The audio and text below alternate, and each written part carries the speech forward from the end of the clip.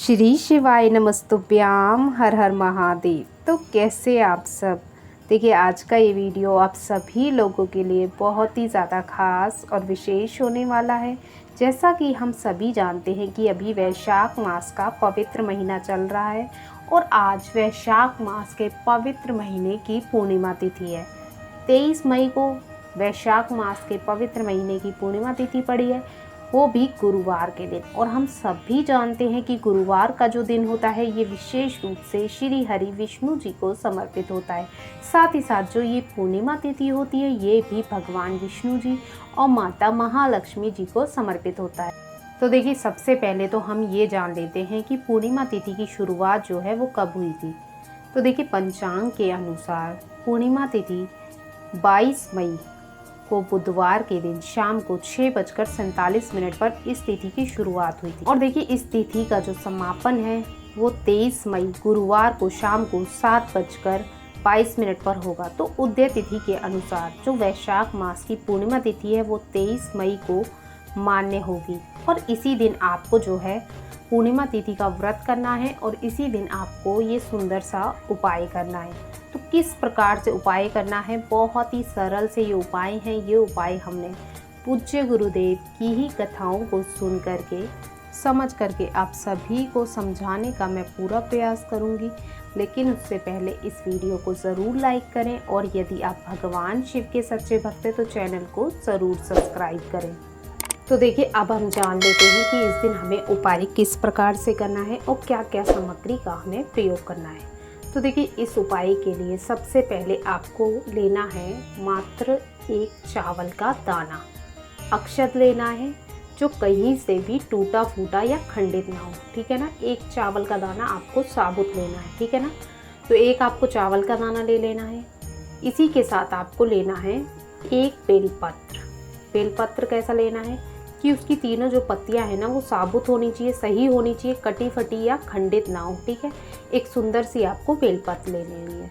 और यदि आपको बेलपत्र नहीं मिल पाती है तो भगवान शिव के मंदिर में जो भगवान शिव पर बेलपत्र चढ़ी होती है ना, आप उसको एक दिन पहले ला सकते हैं। उसे शुद्ध जल से साफ करके उसका प्रयोग आप कर सकते हैं, ठीक है ना। तो आपको ऐसे करके एक बेलपत्र ले लेनी है। और इसी के साथ आपको एक तांबे के पात्र के अंदर शुद्ध जल भर लेना है, ठीक है ना। ताज़ा जल, ऐसा ना हो बासी कोई सा भी जल भर लो, शुद्ध जल भरना है, ठीक है। और इसी के साथ आपको तैयार करना है एक गोल बाती का दीपक, यानी कि आपको एक दीपक लेना है। अब दीपक अगर आप मिट्टी का ले रहे हैं यानी माटी का ले रहे हैं तो आपको नया और कोरा दीपक लेना है, ठीक है ना।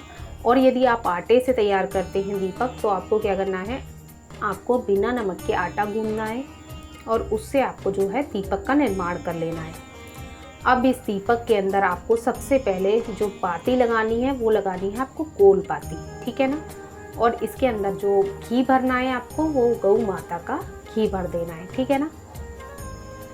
तो देखिए, आपने ये सारी सामग्री तैयार कर ली। अब ये सारी सामग्री को लेकर के आपको आज के दिन चले जाना है भगवान शिव के मंदिर। अब देखिए, ये उपाय आप सुबह से लेकर प्रदोष काल के समय तक कर सकते हैं।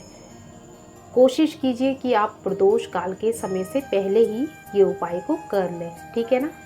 तो आपको जो है मंदिर आ जाना है। तो जैसे ही आप मंदिर आ जाएंगे तो आप मंदिर के समक्ष पहुंच जाएंगे। तो आपको क्या करना है, जो आप सामग्री लाए ना, जिसमें आप दीपक आपने गोल बाती का तैयार किया, तो जैसे ही आप चौखट पे पहुंचे ना भगवान शिव की, तो आपको आपके दाहिनी ओर, ठीक है ना, चौखट के दाहिनी ओर आपको जो है, जो आप एक दीपक तैयार करके लाए ना गोल बाती का, वो आपको वहाँ पर रख देना है अपनी कामना को बोल करके। यानी जिस भी कामना को लेकर के आप ये उपाय कर रहे हैं ना, उसका आपको स्मरण करना है और आपको इस गोल बाती के दीपक को जो है अपने दाहिनी ओर आपको महादेव जी की चौखट पर जो है प्रज्वलित कर देना है, ठीक है ना। यानी कि आपको ये ऐसा नहीं करना कि आप उपाय अंदर से करके आ जाए, मंदिर में से होके आ जाए, नहीं। आपको एंटर करने से पहले यानी मंदिर में प्रवेश करने से पहले ही जो है दीपक को प्रज्वलित कर देना है महादेव जी की चौखट पर। देखिए, आप दीपक को आपको जमीन पर कोरा नहीं रखना, यानी कि दीपक को आपको आसन देना है। अब आप उसके नीचे चावल के दाने रख दीजिए, कोई गेहूं के दाने रख दीजिए या फिर फूल रख दीजिए, फूल पत्ते जो भी रखना है, यानी कि आपको उसके नीचे आसन जरूर देना है, ठीक है। तो आपको दीपक को प्रज्वलित कर देना है अपनी मनोकामना को बोल करके। उसके पश्चात आपको जो है ना मंदिर के अंदर प्रवेश कर जाना है। तो देखिए आप मंदिर में प्रवेश कर गए, आपको शिवलिंग के समक्ष आ जाना है। ठीक है, महादेव जी की शिवलिंग के समक्ष आ गए तो सबसे पहले आपको उत्तर मुखी हो करके, यानी उत्तर दिशा की ओर अपना मुख करके आपको वहीं पे खड़े हो जाना है या बैठ जाना है। ठीक है, तो देखिए जो आप सामग्री लाए थे उसमें से आपने दीपक तो प्रज्वलित कर दिया। अब आपको क्या करना है, एक लोटा जो जल लेके आए ना आप, शुद्ध जल तांबे के पात्र में, अब आपको वो जल लेना है और ये आपको उत्तरमुखी होकर के भगवान शिव के शिवलिंग पे समर्पित कर देना है। चंद्रमौली महादेव के नाम का स्मरण करते हुए, किसका नाम, चंद्रमौली महादेव के नाम का स्मरण करते हुए आपको पूरा एक लोटा जल भगवान शिव के शिवलिंग पे समर्पित कर देना है। ठीक है, तो आपने देखिए जल समर्पित कर दिया। अब आपको क्या करना है, अब आपके पास एक चावल का दाना है। ठीक है ना, जो एक चावल का दाना है ना अक्षत, वो आपको अपने दाहिने हाथ में रखना है हथेली पर। ठीक है ना, और उसके पश्चात रखने के पश्चात आपको क्या करना है, अपना नाम और अपनी गोत्र को बोल करके, ठीक है ना, अपना नाम और अपनी गोत्र को बोल करके अपनी जिस भी मनोकामना को लेकर के ये उपाय आप कर रहे हैं, धन संबंधित परेशानियों को दूर करने के लिए कर रहे हैं, जीवन में जो है सुख समृद्धि के लिए आप ये उपाय कर रहे हैं, या घर परिवार में ग्रह कलेश को दूर करने के लिए ये उपाय करें, या आपकी कोई ऐसी विशेष मनोकामना है जो बहुत समय से अधूरी है, उसको पूर्ण करने के लिए आप ये उपाय कर रहे हैं, तो आपको बस उसी मनोकामना का जो है ना स्मरण कर लेना है।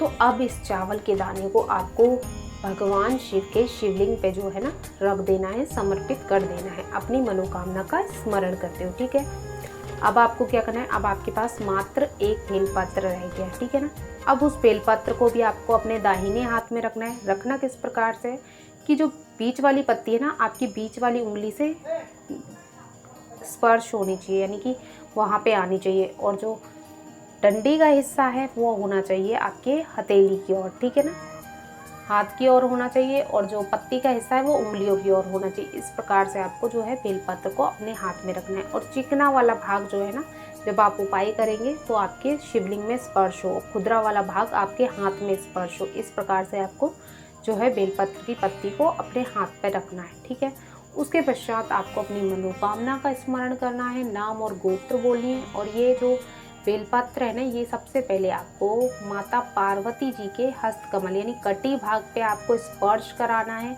अपनी मनोकामना बोलिए। उसके पश्चात आपको ये भगवान शिव के शिवलिंग पे आपको ये बेलपत्र को समर्पित करना है, और करना किस प्रकार से है कि जो डंडी का हिस्सा है ना वो होना चाहिए जलाधारी की ओर, और चिकना वाला जो भाग है ये भगवान शिव की शिवलिंग में स्पर्श होना चाहिए। तो इस प्रकार से आपको जो है इस बेलपत्र को भगवान शिव के शिवलिंग पे समर्पित कर देना है, और बस मात्र आपको इतना सा ये सुंदर सा उपाय करना है इस पूर्णिमा तिथि पर। पूज्य गुरुदेव ने विशेष रूप से कहा है जो भी व्यक्ति इस प्रकार से ये उपाय करता है ना तो उस व्यक्ति की जो ये मनोकामना है, जिस भी मनोकामना को लेकर के उसने ये उपाय किया है ना, उसकी वो मनोकामना अगली पूर्णिमा आने से पहले पहले उसकी वो मनोकामना जो होगी ना वो निश्चित रूप से जो है ना परिपूर्ण हो जाएगी।